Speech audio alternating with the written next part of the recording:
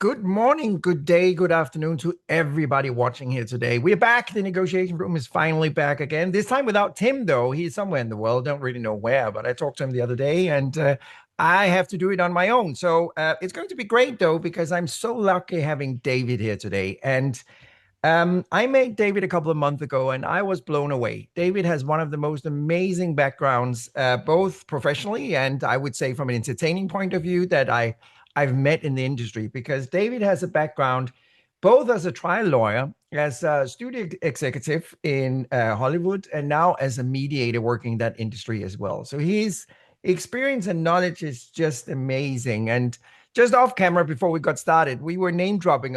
David was name dropping a little bit about some of the cases he's been involved in, and I don't think we're going to talk about it today. But he's been involved with people and organizations that you all know. So it's a interesting negotiation approach that we're having here today. So David, thank you so much for taking the time joining us. I know our audience today will pick up a lot.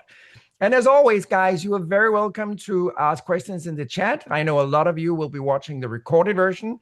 And obviously, you can't ask live questions there, but I hope you will enjoy it whether you are joining us live or you are watching the recorded version. And by the way, if you could please just write in the chat where you're joining us from, that's always fun to see where our members are coming in from. David, thank you for joining me today.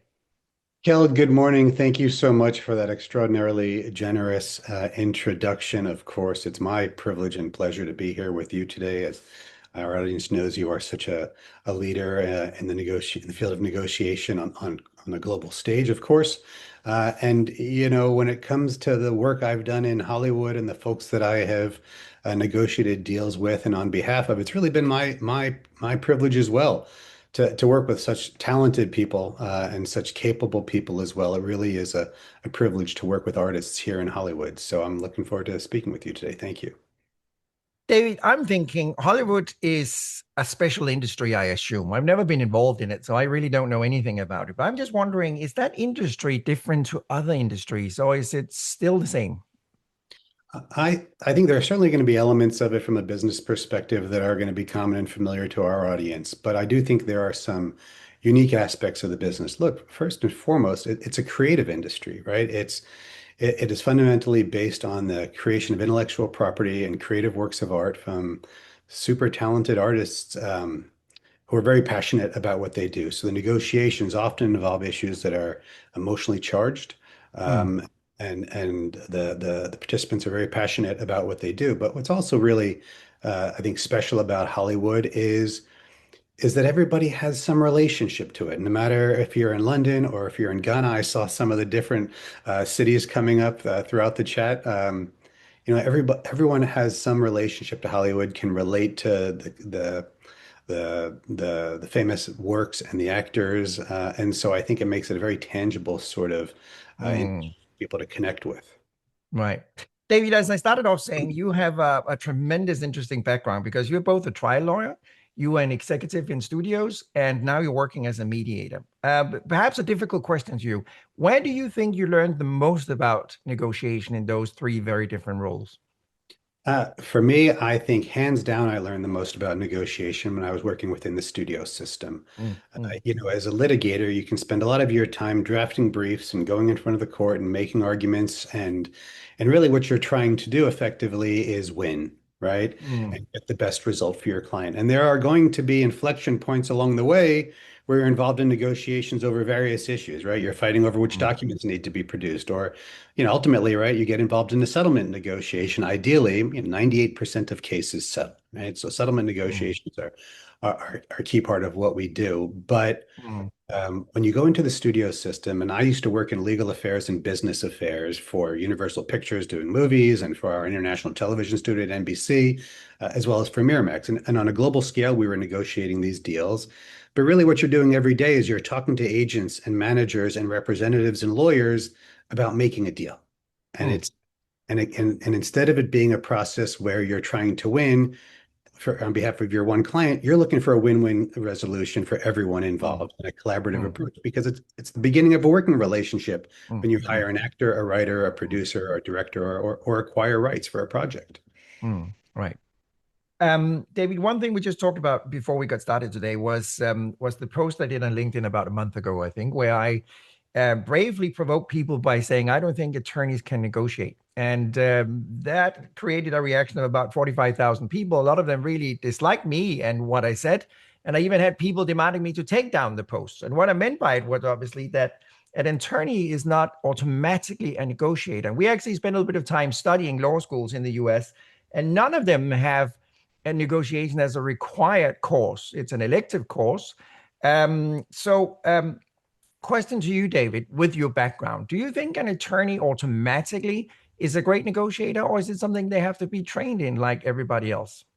Look, I think you're right that they have to be trained in it like everyone else, right? When you go to law school, one of the jokes about law schools, they say is sort of law school teaches you how to think and it teaches you how to write. Okay. And you learn how to analyze a case and you learn how to make an argument. And you learn how corporate governance and M&A deals might work if you take those types of classes.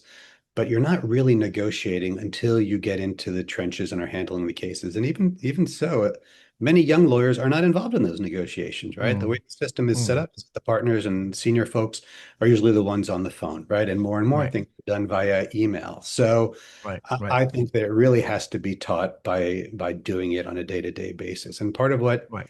I really loved to do when I was practicing, especially when I was in the studios, is teach the younger lawyers how to negotiate, to bring them onto Mm, the phone calls, right? So they right, can right. hear. I was telling you, like a lot of times attorneys operate from fear in a Mm, negotiation. They don't know mm, what they're allowed to say. They don't know right, how to show vulnerability, right? They don't know how to acknowledge a weakness in their argument in a right, way that still keeps them in right. a good position. Yeah, yeah, absolutely. Now, obviously, just to wrap that up, I've met an incredible amount of great attorneys who are great negotiators, but I think what described them was they had obviously studied law, but secondly, they have also studied negotiation as a topic on top of that. So just to close that, David, just to change the topic, talk about something else. Back to my question about the industry. When we talk about the industry and Hollywood, is how much is really about money in Hollywood, and how much is about status or credit or influence or reputation or what I would call soft variables? Is it possible to share that Hollywood is different in that aspect because there's some kind of reputation and status in it, or is it business as business?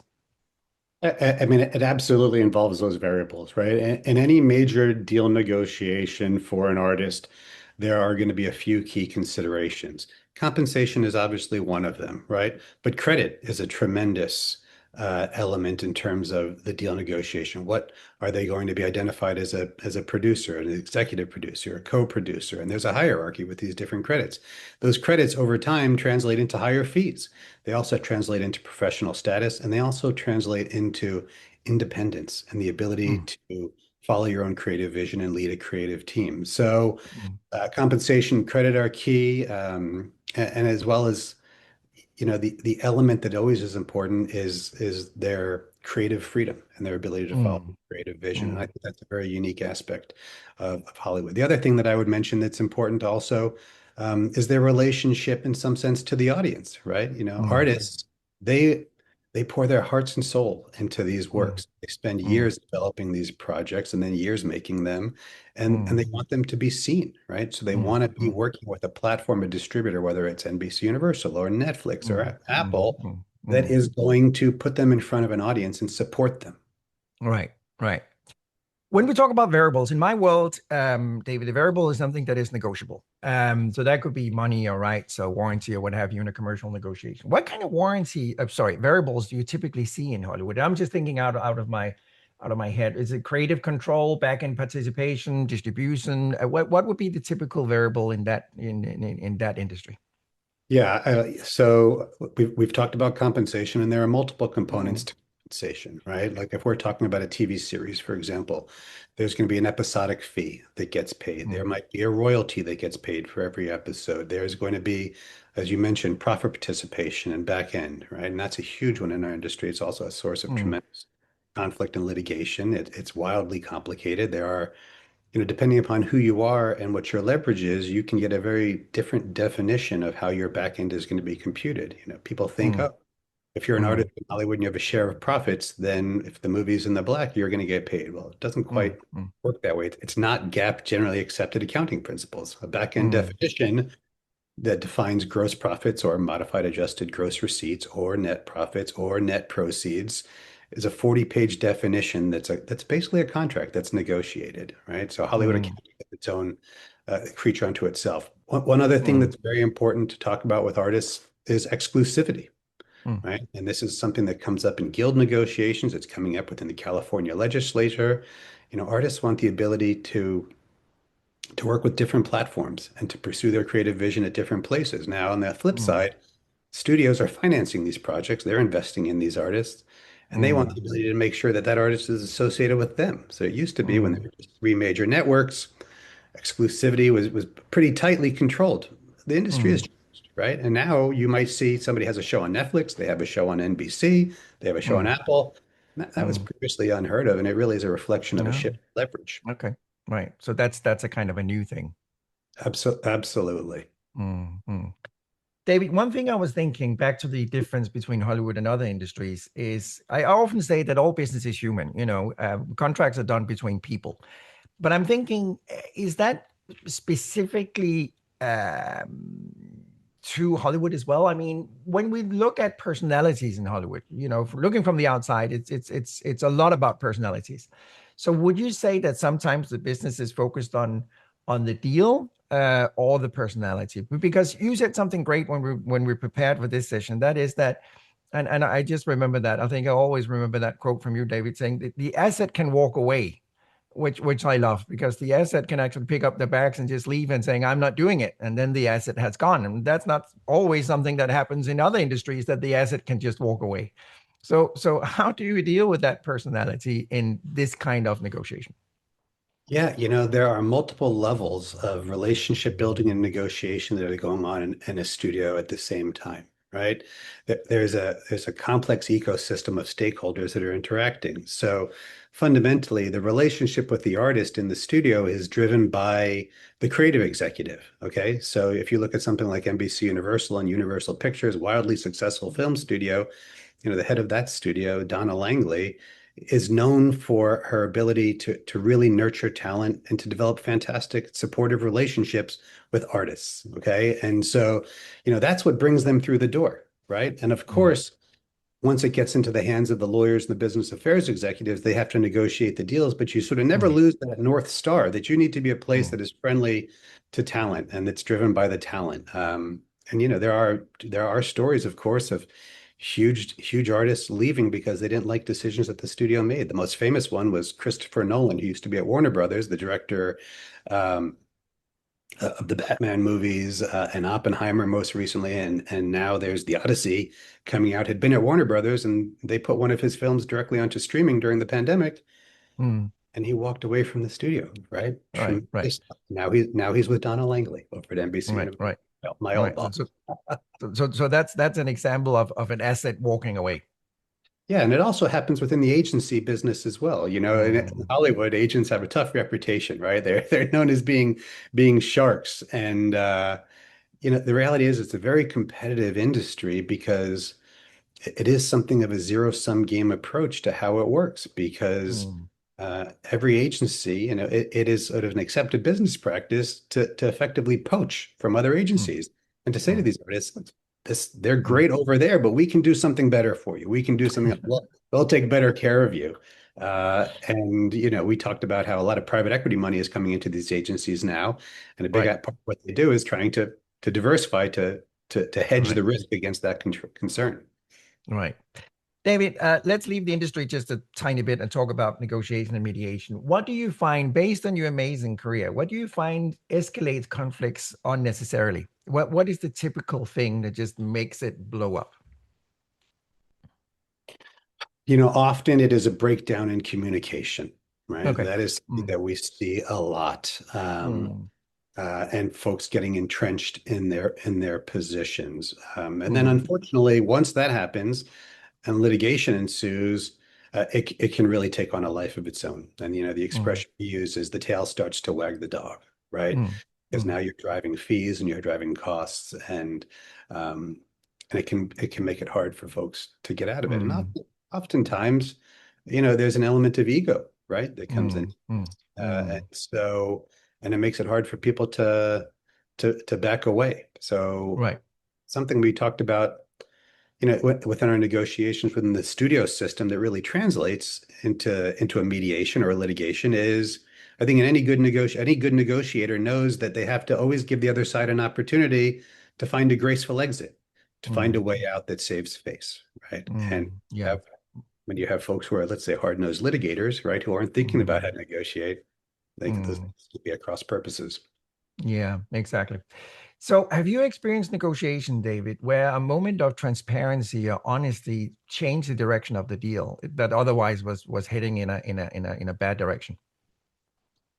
Yeah, absolutely. This type of thing comes up, and I think this is where the real magic can happen with Mm, in a negotiation. When I was working for the studios, we were often hiring artists and negotiating over their fees, and the lawyers on the other side are working hard to get them the best fee possible. And there can often be internal studio dynamics that prevent you from paying more. And mm, what's interesting is there's this web of participants in every negotiation within Hollywood, right? So mm, there's mm, a lawyer who is negotiating, let's say, with me in business affairs, but that lawyer mm, also has an agent who represents the artist, right? mm, Who mm, developed the relationship with the studio head and the creative executives and said, you should hire my client. They're perfect for this mm, role. There's also a business manager, right, who's looking out for mm, the client and for their long-term interests as well. And they are constantly triangulating in this conversation. And they're mm, also talking with the studio executives who you work with, as well as the casting executives who want this person to be in the show, who know how much they mm, can pay, as well as the production people who are also involved in trying to figure this out. And so information leaks, right? mm, And you mm. end up in a situation where the reps on the other side say to you, well, we know there's more money there, or we Yeah, know that, the budget has a line item that could potentially cover this, right? And it doesn't help you right, as the negotiator for right, them to know that. And right. it's even harder when you're the negotiator and you're dealing with, let's say, a network that's going to buy this show from you as the studio, and they're the ones weighing Right, in on the deal, saying that's it, we're not going to pay any more, right? And right, so part of right. what I've been in situations where I've just sort of had to be transparent and say, guys, I Mm, understand where you're coming from. I know right. why you want this. I can't tell you it's unreasonable to expect this from your position. Mm, And all I mm, can say is, I'm not able to do more. So if there's mm, something else we can do for you, right? If there's a mm, way that mm, we can find another benefit for you, let's mm, talk about it. I get it. right. I understand why you're frustrated, but at the same time, we all know this is still a valuable Mm, opportunity for your client. So, right. it's Mm, trust building, right? It's what you mm, talk about in terms of trying to add mm. value, build trust. Yeah, yeah. Back to that, David. So I know from all my research that being honest and transparent actually generates more value in a negotiation. However, it's risky as well if the counterpart is not playing ball. So, question to you as a professional, David, how would you judge when transparency creates value or when it's actually creating a risk?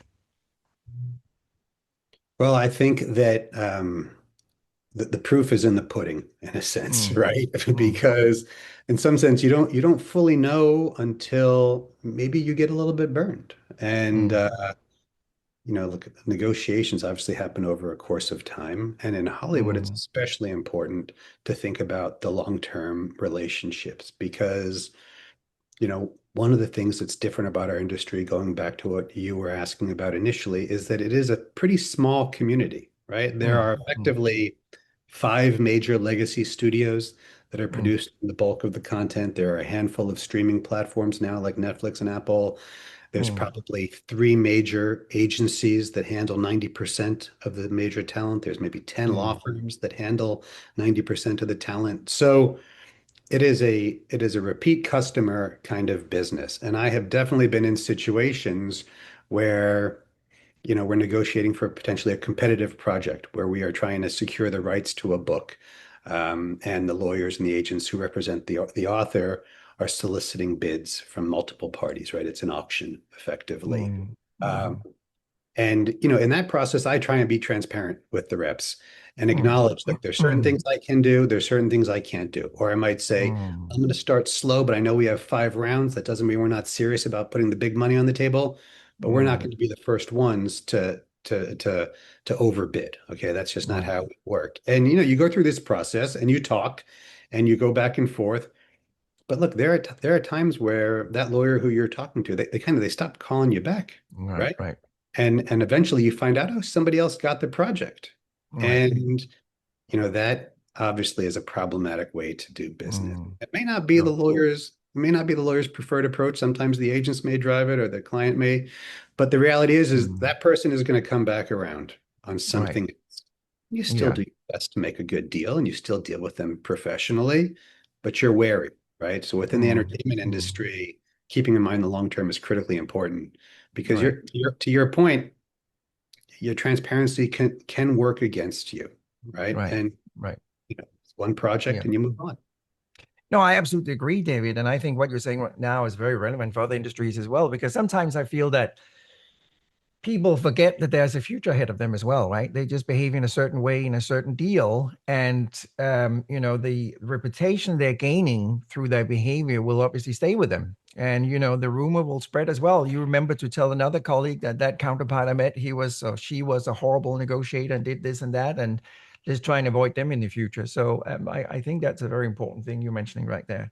But by the way, David, I don't think Hollywood has my number because I never got a call regarding my books. You're just saying about buying the rights for the book, so Yeah. I'll be waiting later today for that call. But let's We need to get you a literary agent as that's true. maybe a reality-based show that's a negotiation competition. I think you'd be great as the host. Yeah, I think honestly, my books are kind of boring. They're probably not very suitable for something like that. Anyway, David, we were talking earlier about what is the reason that a negotiation breaks down and perhaps end up with you as a mediator. And you said obviously communication was one of the key things.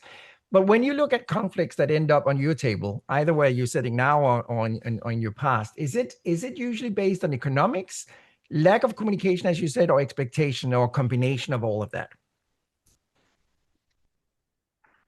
I think it's a combination of those things, but it also can depend on the type of dispute that you're dealing with, right? As a mediator, fundamentally, some of these disputes are between two parties that are not going to be in business again with each other.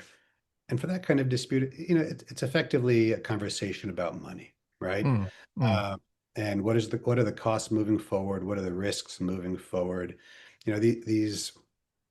These lawsuits can break down or these negotiations can break down because there's a very different perspective on the assessment of risk and mm, what you end up right, with if in front of a right. judge.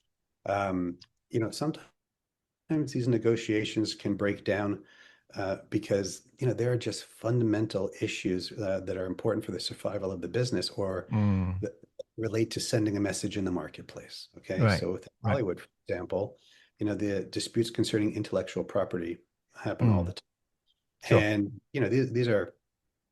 these are core aspects of the business. Mm, And in large part, you often need to send a message. So a lot of times we'll be in a mediation and, maybe it's a copyright infringement claim relating to music. And for the most part, the parties you deal with who are sophisticated, they have the resources to pay their lawyers, right? So they're not just mm, going to settle, in order to minimize the cost of defense. right. They say things like, we're not going to settle with someone who steals our music, Mm, right? Or we need to send a message to the marketplace, right? That mm, mm, you can't do this. So that comes up as well. But there are also business relationships that are ongoing, right? That involve mm, actually they might involve sort of trademarks that are being infringed or that have similarity where you have two mm, businesses where the IP is valuable to both of them for different mm, reasons. They've invested a mm, lot of money, and it's those are really sort of the juiciest, most interesting types of disputes that are the most fun for a mm, mediator, because mm, that's where you really start. You take off the hat as a litigator and you put on the business person's hat, and then you mm. talk about what is a potential business solution to this, right? Right, That's where right, you're getting ideas about cross-licensing relationships, for example, right, coexistence, right, geographical exclusivity thing. right. How do you identify the value and then Mm. monetize, capture it from both sides? David, do you see there's an increased interest in using mediation to solving conflicts in negotiation? Yeah, absolutely. I mean, 20 years ago, mediation wasn't really as well known a mechanism within the court system. And fast forward to where we are today, and the industry, in some sense, is really exploding. there was an announcement recently here in Los Angeles. There's a new ADR provider. ADR is Alternative Dispute Resolution. There's a new ADR provider that got started in Los Angeles about 5 or 6 years ago, and they just took on a massive investment from a private equity firm to expand to the 20 largest markets in the country. And so, Mm, and you ask sort of why, mm, why is it growing? And it goes back to part of what we were talking about, which is risk, right? And trying to find mm, ways mm, to solve these disputes. But when I'm in my mediations, I like to say to parties, and I do a lot of mediations to support the court here in Los mm, Angeles, mm, and I'll often say to litigants, the average judge in the Los Angeles Superior Court system, which is, by the way, the largest court system in the world. Okay, you know how mm. large Los Oh, Angeles County well, is, I right? didn't know that. So Mm, it is largest in the world, and mm. I'll say how many cases, the average judge in Los Angeles is supposed to have about 300 cases in front of them. And I'll ask, how many cases do you think the average judge has on their docket today? And I'll ask you, take a guess. What do you think? Let's ask our audience. Let's get Okay. some response before you actually share the number. So how many cases? The question is, how many cases do a judge in LA have annually? They're supposed I, to have 300. We get some numbers out here now. 600, I, 500, 450. I see 1,000 is the highest I've seen so far. Keep going. 1,500, a little bit lower. Okay. The answer Okay. is somewhere between like 1,100 to 1,300 cases. And they're supposed to have 300. They're supposed to have 300. Wow. Which is Okay. why, the courts are creating new mediation panels and asking for lawyers to volunteer to help mediate these cases. Right, So right. they're underwater. So I often say to parties, look, this is your business or this is your life. This is your money, Mm, right? Nobody mm, knows your business and your life the way that you do. This comes up in right, family law also, right? I mean, right, it's not right. just business litigation. Mm, And it's an opportunity to exercise control because our judges are fantastic and they mm, will do their level best to get it right. right, But you can see the pressure they're under and the time right. constraints. Oh, yes, yes. I find something different as well, David, and that is, when you sue somebody, you're going to court. There's often a winner and a loser. And the fun part about it is that the loser is not leaving and had changed their mind. It's not like they're leaving the courtroom and thinking, okay, the judge was right. The counterpart won. I was wrong. They don't change their mindset about the whole thing and it may not improve relationship. Where if they go to a mediator like you, it's going to be kind of a settlement, a negotiated settlement that could create two winners. So I think so I'm not sitting here to promote your business. I just think there's so many benefit using a mediator than just going to court when it's possible. So I think in general, and do you know what's interesting to me, David? I work globally, and there's still a lot of regions and cultures in the world that really haven't embraced mediation as a tool, which is a surprise to me. Why do you think that is, by the way, David? Why is there still some resistance, even among lawyers, to use mediation? Yeah, I think there might be a perception that, the lawyers have the ability themselves to negotiate and to resolve the case as between them. I think there's a perception that we have this system of advocacy where, the parties effectively they get their gladiators and they duke it out in the court and they see who's going to win. But so I think that it requires education in large part, right? Because the reality is that mediation is a voluntary process. And as a mediator, you can't force the parties to settle a case. So if they want to go into mediation, explore the potential for settlement, and it doesn't get resolved that day, they can come back. And this happens in lots of cases. Cases can go on for years and they can have multiple mediations. And, as a mediator, what I like to say to the parties is that every time I come into the room and have a conversation, I'm trying to add value, right? To give you some more Mm, information that you didn't have to maybe shift your perspective a little bit. And if you right. need to go back and settle your case, you can. Mm, But to mm, your point, Keld, it really is true that you can get to the end of a litigation and it can be a very dissatisfying result. And mm. there's a saying around mediation, around settlements in general, that a good settlement is one where everybody walks away equally unhappy. And I got to tell you, it resonates, but I like to turn that around a little bit, and I think that a good settlement is like a good negotiation in the sense that everybody walks away sufficiently satisfied, Mm, right? In right. an environment of transparency, that's calm, right? Where they can make the choices themselves. And I Right, think that's a big sell on right, mediation, right, the right. ability to exercise control over your own life. Last question about that, David. Who's the typical one that comes to you? Is that the attorney or the client that is the one that initiate the idea about mediation?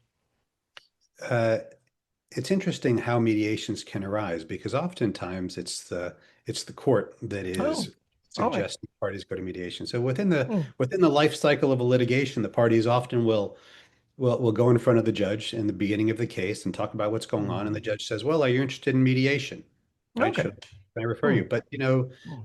you are also correct that it is really the attorneys who come to me as a Okay. mediator. Right. Fundamentally, it's the attorneys. But what's interesting is that again, this comes back to sort of trust and vulnerability. A lot of lawyers are afraid to propose mediation because Mm, they think that even to suggest the idea that their client is open to a settlement shows weakness, right?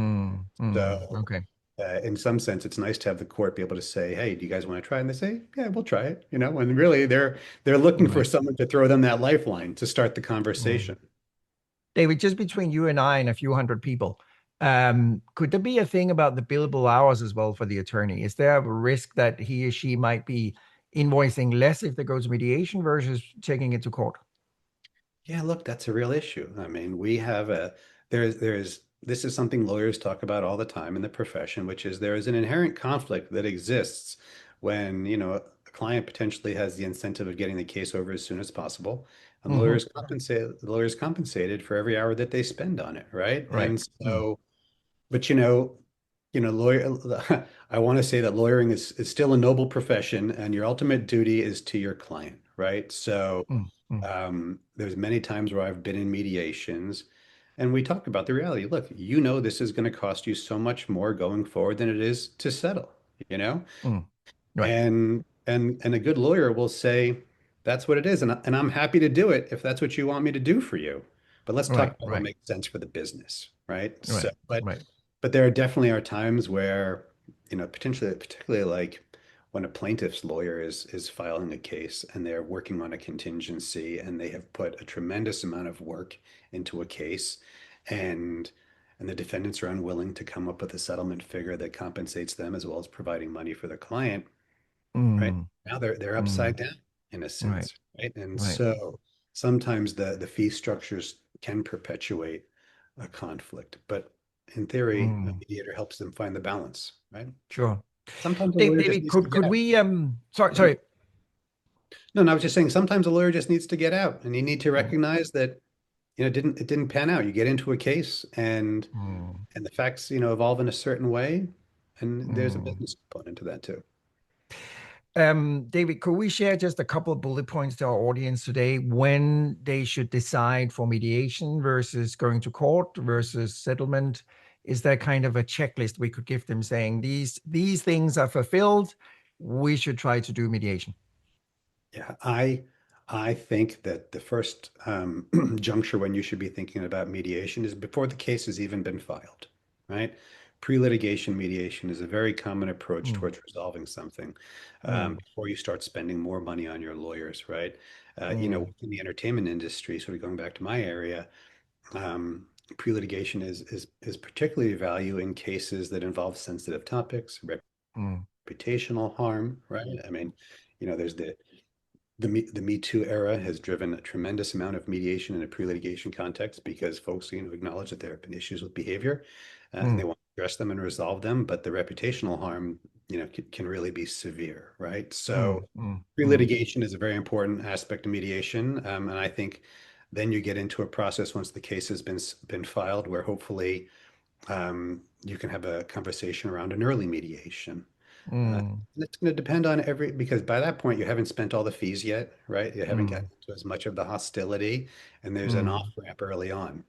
Sometimes mm, that doesn't work because, you know, as you know, in any negotiation, the critical currency is information, right? So mm, you feel that you can make a decision and establish value. And mm, a lot of times early in litigation, you have to get all the information out through the discovery mm, process so both sides know what happened, what they're dealing with, what the potential damages are, right? And so mm, Ideally, the lawyers will do that in a way where it doesn't involve too many disputes, it doesn't involve more fees than is necessary. It can be collaborative, and then you have the conversation. Sometimes we're in a Right. mediation and we realize there is this information gap. And Right. we say, look, okay, so then why don't we do this? Let's hit pause for today. Let's Right. talk a collaborative way to exchange this information. We Right. won't spend money on anything else.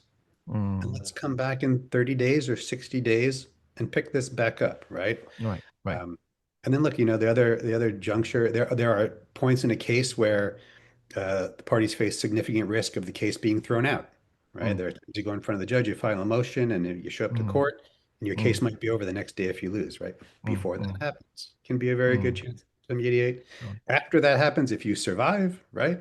All of a Mm. sudden, the Mm. leverage shifts. Now Mm. the plaintiff is going to go to trial, and they're going to get in front of a Mm. jury, and maybe they'll hit a home run. So, Mm. before Mm. the trial, obviously, cases settle with mediations during trials, and they say, let's hit Mm. pause and see if Right. we Right. can. Yeah. Great point. I got to remind our audience that please do ask questions. You have David here in front of you. It's a wonderful opportunity to ask about negotiation, mediation, and even Hollywood. Let's talk about $111 billion animal. The story I think most of the world have heard about, the potential acquirement of Warner Brothers. What's happening, David? First it was Netflix buying somebody, and then Netflix was out, and then somebody else is buying something. And I kind of stopped at 111 billion, which I think is a lot of money. Okay. Could you just walk us through that huge negotiation, which is probably thousands of negotiations that is happening throughout this process?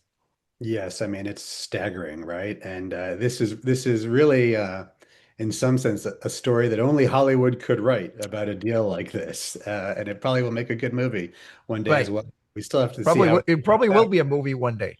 Uh, but so okay, so look, the big picture is that there's been a wave of consolidation between the various entertainment studios in Hollywood, and they are looking for scale in order to compete with the biggest global streamers and platforms like Netflix and among others. And so back in December, I want to say, there were some unsolicited offers to acquire Warner Brothers, right? It has some assets that are really valuable within the Hollywood ecosystem. They have a famous film studio. They have a tremendous television studio that produces lots of great hits. They own some cable networks, which are not as valuable in the current model or the current market, but they also control HBO, right? Which is the premium streaming Mm, platform within that ecosystem. And mm, so I think it was there were some unsolicited offers, I believe, from Paramount at the time. And David Zaslav, the head of Warner Brothers, decided that he would put the company up on the block and solicit bids from others. mm, So then a bid came in from Netflix, as well as from my old employer, Comcast, NBC Universal. And the idea is they want to swallow up these assets so that they can expand their scale and become more competitive, right? And so um, there was a process of evaluating those offers. I think NBC Universal fell out pretty quickly. There were some differences between the offers. Netflix was looking to acquire only the studio and streaming assets. They were not as interested in some of these legacy businesses within cable and other distribution models. Paramount Global, which is now actually Skydance Paramount, right, controlled by Larry Ellison's son, David Ellison. Um, Skydance and Paramount merged last year after a long regulatory process. They wanted to acquire the entire business. And ultimately, the leadership of Warner Brothers decided that the Netflix offer was superior. So they entered into a deal, but within the world of corporate M&A here in America, these deals will often have something called a fiduciary out because the board of directors wants to make sure that they have the ability to maximize value for the shareholders. Otherwise, they could mm, potentially be sued. And so after they accepted the Netflix deal and started moving forward, Paramount made a hostile tender, and they mm, submitted an additional offer to buy the overall company on an increased terms. Um, at the same time, they also filed a lawsuit against Warner Brothers in order to force them to consider this offer and seeking information about why they thought the Netflix offer was superior. mm, Um, And at that point, Netflix they triggered the fiduciary out. Netflix waived the terms of the deal and allowed Paramount the opportunity to, or allowed Warner Brothers the opportunity to explore and consider this offer. And ultimately, Warner Brothers determined that the new Paramount offer was superior. I think it was at mm, $30 a share instead of Netflix offering less for a smaller piece of the mm, business. It's a tough decision, right? Because it's mm, kind of mm, apples and oranges. They want to buy the mm, entire mm. company. They just want to buy a piece. What do we Right. do with what's left? And so uh, then ultimately, Warner Brothers management decided that the Paramount offer was better. And then Mm, that triggered what they call a match or a go mm. shop period, where Right. Netflix was then able to turn around and match the offer. But they very quickly walked away and said, "This has Mm, become too rich for our blood, and we're going to step aside." So mm, that's where we are as of today. Netflix always mm, said that we want it, but we want it for the right price. mm, And and so now Warner Brothers and Paramount are moving forward, and they've got to go mm, through a regulatory approval process here in the United States, mm, right? Because mm, Warner Brothers controls broadcast networks. mm, The FCC is involved in terms of regulatory approval. There's also mm, antitrust considerations when you merge two very large studios and mm, create a mm. community, and they're concerned about monopolistic concerns as well. Yeah. So that's where we are today. So Yeah. it's going to take, I think they said that hopefully this will be approved in 2026. Okay. Um, we shall Mm. see. We actually got a great question. We have a bunch of questions now. One Okay. question from Anya. And Anya is saying, is there a point at where these entities will become too big to where there's no ability for others to compete? I think that's a very good question. Yeah, this is the concern within the industry. And the what's critical to keep in mind is that these entities are involved in the media landscape, right? They control broadcast, they control news. So Warner Brothers, one of their assets is CNN, right? Mm, And Paramount Global already mm, controls CBS and mm, 60 Minutes, and there's been a lot of controversy about how the news is being reported at these different places. And mm, as you consolidate all the potential ways of folks getting news, there's a concern that the landscape is going to get smaller, right? And people aren't going to be able mm, to get news and mm, with transparency. So, mm, mm, but what's really interesting to think about is the perspective of the creative community and the guilds, the Hollywood guilds, SAG, mm, AFTRA, mm, DGA, the WGA, about these mergers. Because what happens in going back to sort of leverage in these negotiations is it used to be that if you were an author and you were selling your book rights, or if you were a very talented script writer, screenwriter, and you had a great movie that you were trying to sell, you could knock on the doors of many studios around town. And there would be these competitive situations where, they were all interested in buying it, right? So you could drive up mm, the price effectively. mm, mm, With consolidation, you have far less leverage as a creative artist because there are far fewer places to sell your work, right? mm. So that Yeah. they have more control over the pricing that will go into this. Yeah, exactly. Now there's something called winner's curse that I'm sure you know of, David, where when we have competitive bidding, the winner might actually walk away and burn their fingers because they just get involved in the competition and are bidding too much. And we probably don't know, but do you think there's a risk in a case like this that the buyer is actually, in theory, paying too much just because they get so involved in the whole competition that they do whatever they can just to win? Yeah, that's always a concern. And when you get into a situation like this where there's an auction, the thing that is driving up the price is the perception that that Mm, the asset is worth the value. And mm, it's very easy, even for the most sophisticated business folks with great advisors, to overestimate the value and be driven into these situations where they're right, overpaying. right. There was the AT&T Time Warner merger or Warner Brothers merger some years ago, that was based on this notion that we were going to integrate the chain of the studio business as well as the distribution business, and AT&T controlled all these means of distribution through more traditional linear avenues.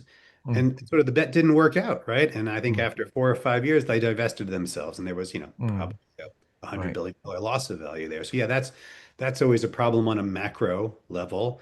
But Keld, Mm, it's interesting because it also happens on a micro level within the mm, studios. mm, Oftentimes studios are competing for talent, right? right, So right. we have something called not just for individual rights deals, but there's something called term deals, right? Overall deals Mm, in the studio mm, system. So you've got somebody like Shonda Rhimes, who's at Netflix, who has created some great shows.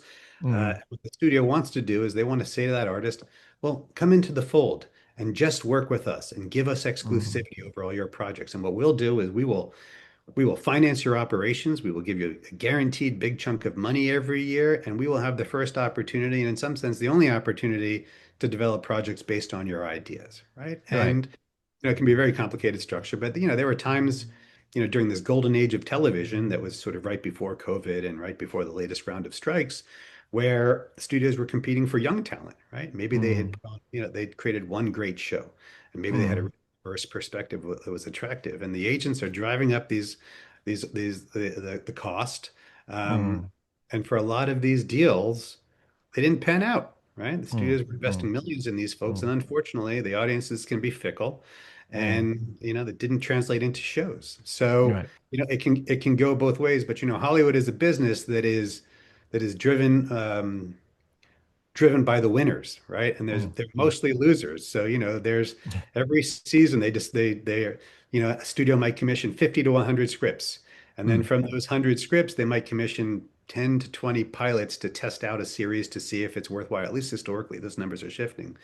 But of right. those 10 or 20, maybe four, eight of them get picked up, right? And of Mm, those, maybe 25% of them have success. So mm, it's the big wins that cover the cost of all the other investments right. that fortunately don't connect with audiences.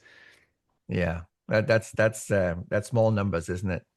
It is. And Um, and I'll just say one other thing. The reps are often saying, we need to get paid more, right? Look at all mm, this money that you're making. right. And what the studio lawyer says, we get it and we value you, but you have to Right. understand that, we don't charge you for the ones that lose, right? Right. Right. We have Right. to Right. absorb that. And Yeah. that's the push pull within the business. Svetlana's asking a great question as well. She's saying, David, based on your experience, which gender is more represented in your field, and who would you say are least enjoyable negotiators? I think that's a great question. At least enjoyable, I guess, gender representative field in terms of the artists themselves and the people who are creating work, or That's a good question. I would say probably, let's just assume that it's within mediation and attorneys. she's saying negotiator. She's saying Yeah. negotiator. I Right. think now more than half of the folks who go to law school in the United States are women.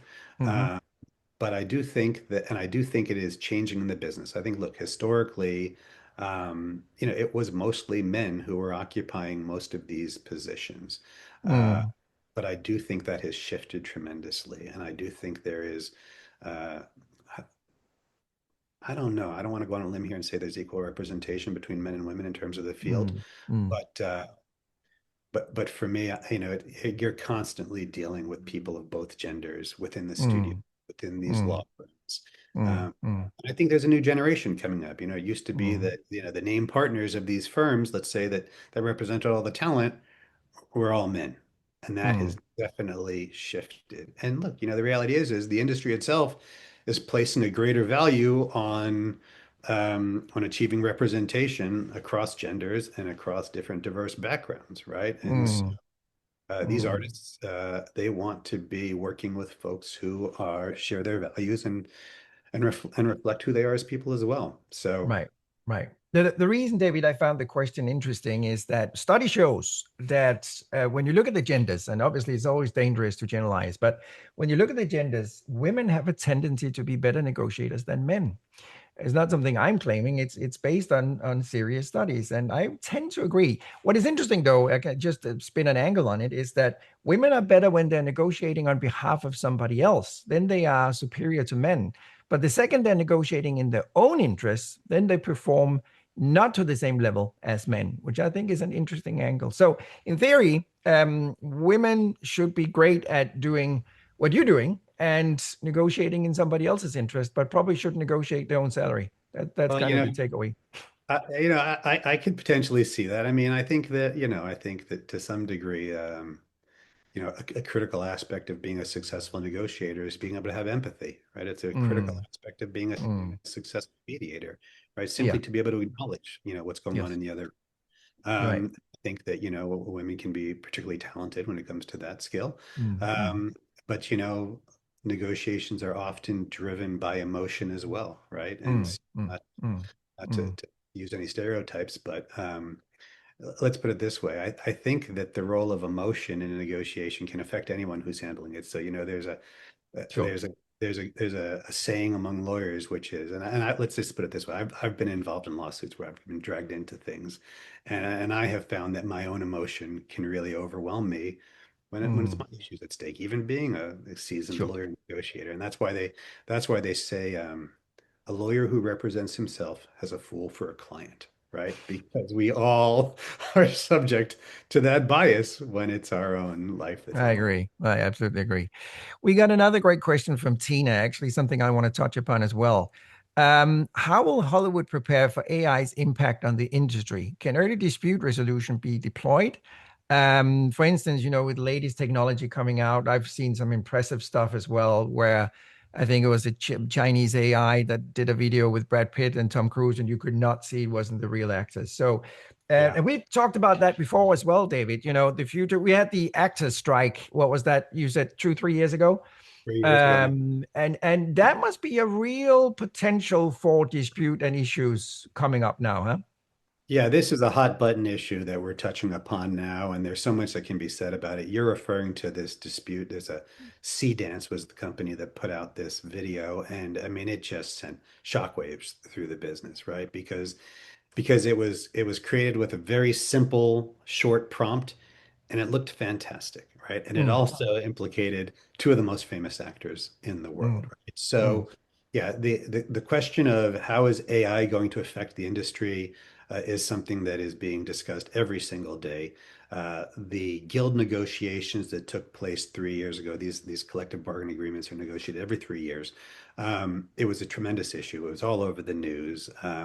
It there are different issues for different constituents, right? So they have the WGA, the Writers Guild of America, and they are very concerned about the use of generative AI tools when it comes to creating scripts and the potential for job loss, right? I mean, if you can enter mm, a prompt that says, and you hear about this, right? That there are mm, there, there are tools where you can enter a prompt to describe a script and it will spit out an entire script for you, right? And so mm, mm, there's a real mm. concern about that. There's a real Right. concern that artists have about their work being modified by AI tools without their permission.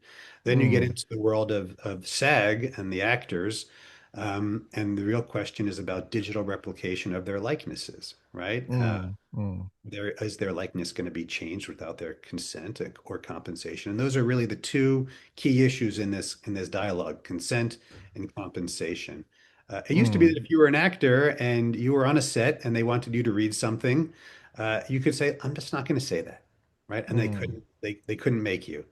Now there's potentially the ability to put those words in your mouth, right? mm, There's mm. also something happening, which is the creation of entirely synthetic digital performers, right? So Right. if you Google the name Tilly Norwood, this was a Mm, massive story that hit a couple of months ago, the creation of an entirely artificial personality and mm, avatar. And mm, these avatars already exist on Instagram, right? They're in the digital creator and influencer space, and artists are concerned about them potentially replacing them within these productions. There's a lot mm. of directors out there in the DGA, like Guillermo del Toro, who are saying, over my dead body is AI going to be used in my productions. Then you have people like James Right. Cameron, who's on Avatar, that says, I want to use it for digital effects and other things that are really Mm, important and conveniences. If somebody's not available to do a reshoot, maybe we right. can use that instance. But I want and I love the interaction, the human interaction of working with actors. So, Mm, there's this level, there's the creative level, there's the job replacement mm, level, and then there's another level, which is how does incorporating AI into the creative process affect, all of the people who are involved in production? Right? mm, Who are the mm, crews who are making these mm. shows happen on a daily basis here? Right. Job loss, you hear about this job loss in Los Mm, Angeles because of a reduction in production. So it's a tremendous mm, issue, and the mm, technology is just advancing so rapidly. mm. I think just talking about job loss, I think that and I've been studying AI tremendously in the last couple of years in connection with negotiations. So really diving into the topic. And we see almost every day in the US now companies claiming that they lay off people because of AI. Yep. Whether they're telling the truth or not, who knows? But it's happening. And I think in some industries, in some areas, they may not be aware of that potential dash risk that there really is, because AI is there and it is will take job away. Now, I tend to look at it from a positive point of view, and that is it's always generating jobs as well. I normally say when people start talking about it that, how many are involved in farming in the US today back compared to the 1900s? How many people do we have that operate elevators today compared to the 50s? In the 50s, we had about 40,000 people operating elevators in the US. Today, I think there's about five. So, it happens to all industries all the time. Changes happen. So, but new job will happen as well. We only have a few minutes left, and I have a couple of questions from the audience I want to share with you as well, David. One of them is from Chelsea saying, what would you say is the key difference between a good negotiator and an excellent one? I think that the best negotiators are the ones who really have mastered the ability to build rapport, right? To identify and understand what's important to the other side and find out what they really need, right? And then to be able to work together to try and help them achieve their aims while you're still achieving yours. I Mm, think that's the mm, key. I think mm, that and I think that you get to points in negotiations where you might recognize that that there's just going to be a lack of alignment, and maybe you mm, can't achieve everyone's goals. And mm, then that's where I think the good negotiator can be transparent and can mm, acknowledge that and can talk about, well, what's the best we can do for both of us mm. and what makes sense for the big picture. I mean, I've had Yeah. cases, yeah, I've had Yeah, disputes I where think that's a great piece of advice. I could add one thing, and that is basic. You actually, said it as well, but the ability to listen, really listen, and not yes, only listening to the word, but what is the value and the interest of the counterpart. I often use the phrase, David, that replace the sound of the word from the counterpart with the sound of a cash register. So when they're asking for something, there's a financial interest in it, either cost or benefit, and you have to figure out what that might be. So that's a great piece of advice. Thank you, David. And the last question I think we have time for is from Johnny. He's saying, question to David. Do you think being JD trained is recommended to get into top level of business affair, or is a solid experience in deal making and contract management a better asset? Also, the trend you're seeing in legal affairs and business affairs becoming one department, or will they be separate but collaborative? Those basically two questions. yeah, I think, look, I think it's a practical matter. Almost everyone who you come across in business affairs comes from a legal background because, and that's what I did, right? Because when you start out in legal affairs and you're negotiating the actual contracts that are being, so business affairs negotiates the top level terms typically and works that aspect of the relationship, and legal affairs, for the most part, gets into more of the nitty-gritty, papers the relationship. And in that sense, you really need to know how things work and how these deals function and what the contracts say. So then you can be creative in your deal making and know where there's room to give and maybe where there are some hard lines. But there are absolutely people who handle business affairs who are not lawyers, and I think the real counterpart to that is the agents, right? They are often Mm, very involved in negotiating all these points, and a great agent can be as good, if not a lot better, than many business mm. affairs executives as well. What was the second part of the question? I can't recall. The second part of the question was the trend you're seeing is legal affairs and business affairs becoming one department, or will they be separate but collaborative? Yeah, it's a philosophical difference, and they are starting to be consolidated more and more. I think a lot of it has to do with resource allocation. Mm, But I think there's a real value in keeping them separate because then, as the business affairs person, you can say, look, this is what I do. Legal affairs does what they do. They have different guidelines. And then you mm, kind of go back and forth, right? And you say, all right, well, let me go see what I can do. And you kind of have somebody to say, look, it's not me on this, right? mm. There's a lawyer behind this, and this is a broader company issue, not an individual deal issue that we're dealing with. Right. David, thank you so much. We are unfortunately running out of time. We still have a lot of unanswered questions. Would you mind potentially answer them afterwards? Would that be okay? Because we do have a lot of questions still.